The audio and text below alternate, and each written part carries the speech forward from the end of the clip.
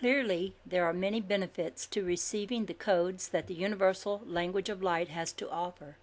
Obviously, this step in evolution will change the way in which we conduct activities here on Earth, such as the schooling of our children. Are we prepared for this leap of consciousness? Are we prepared to accept the many benefits that will come with this higher consciousness? What awaits us on the horizon is truly fascinating and exciting. This is perhaps one of the most exciting times to be alive, once an individual understands what is happening to us and to the world. The Ascended Masters already have implanted many people with crystalline codes in their etheric bodies. As a result, many have begun to receive the geometric symbols of this higher language of light. Our higher selves have an unfailing knowingness that the Ascended Masters exist, and our higher essence accepts that we do have a divine, limitless consciousness capable of expansion. Therefore, the higher selves of many already have given permission for these codes to be placed within them. These souls who first gave permission for this to be done are described as the first wave of ascension.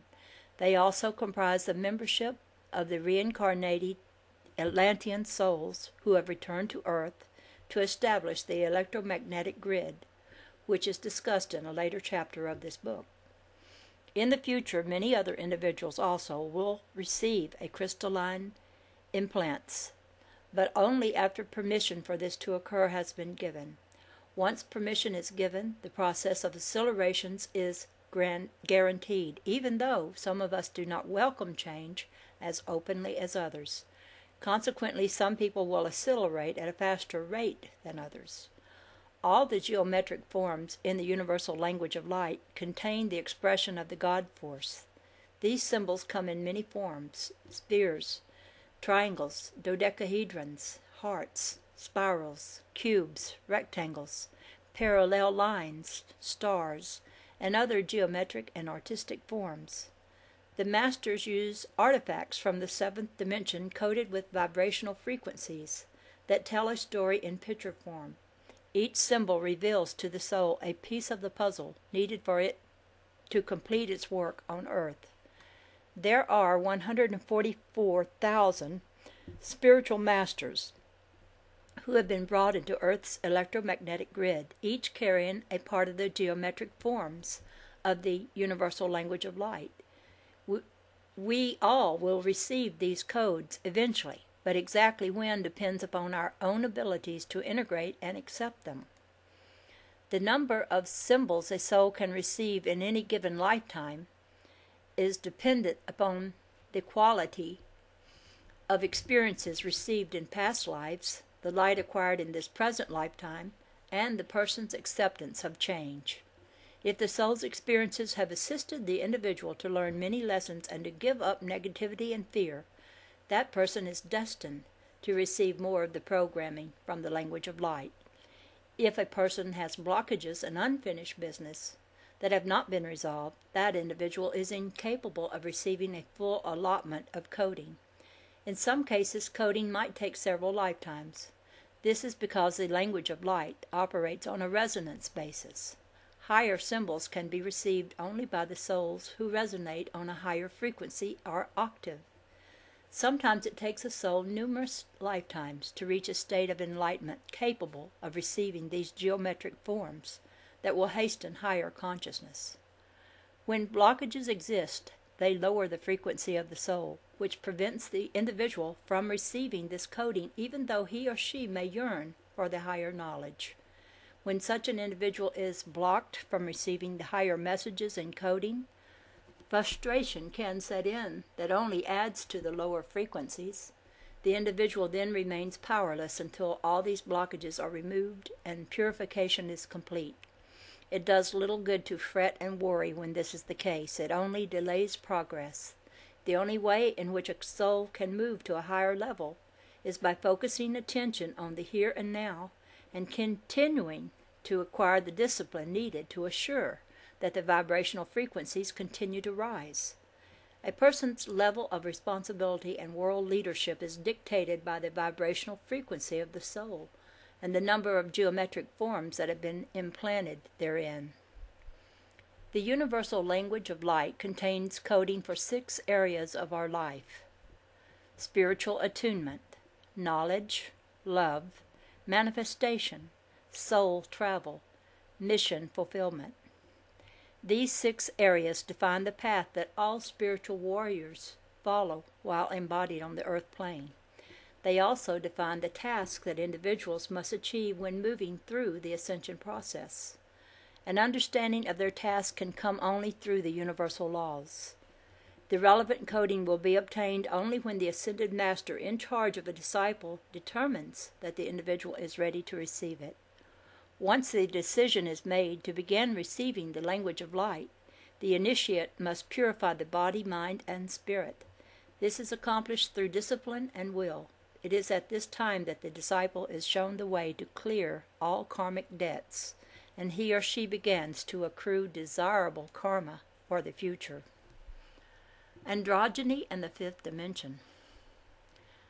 The 3rd dimension is a world of polarities and dualities. We analyze and see things as up and down, black and white, or having 2 sides to explore. Decisions often are based on a yes or a no response, and the verdict dictates the course of events from that day forward. This view ignores an important piece of data, namely that everything on earth and in the universe is made up of not 2 things, but only one thing, and that one thing is energy. Energy is made up of positive and negative particles. However, this is not the same as being composed of polarities. Everything in the universe is feminine and masculine, or what is called yin and yang.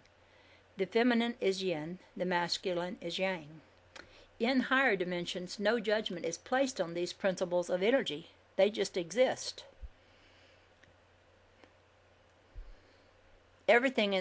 Webster's New Lexicon Dictionary of the English Language defines yin and yang as the 2 forces through whose essences, according to Taoist cosmology, the universe was produced and cosmic harmony is maintained.